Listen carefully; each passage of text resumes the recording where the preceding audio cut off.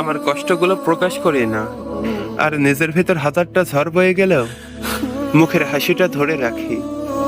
মানুষ শুধু আমার নীরবতাটা দেখে, কিন্তু সেই নীরবতার পেছনে কতটা না বলা কথা জমে আছে সেটা কেউ জানতে চায়নি।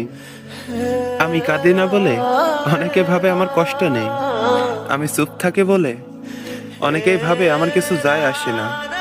কিন্তু সত্যিটা হলো, আমি প্রতিটা আঘাত অনুভব করি, প্রতিটা অবহেলা আমাকে ভেতর থেকে ভেঙে দেয়।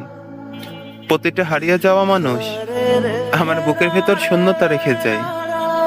আমিও চাই কেউ একজন আমার নীরবতার ভাষা বুঝুক, আমার চোখের আড়ালে লুকিয়ে থাকা কষ্টগুলো দেখুক।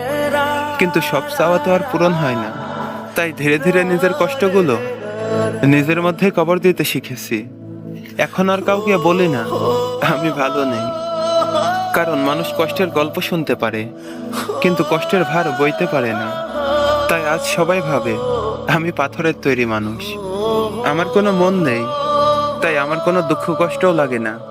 অথচ সত্যিটা হলো আমি পাথর নই, আমি এমন একজন মানুষ যে বারবার ভেঙেছে, বারবার হারিয়েছে, বারবার কেঁদেছে, তবুও কাউকে বুঝতে দেয়নি।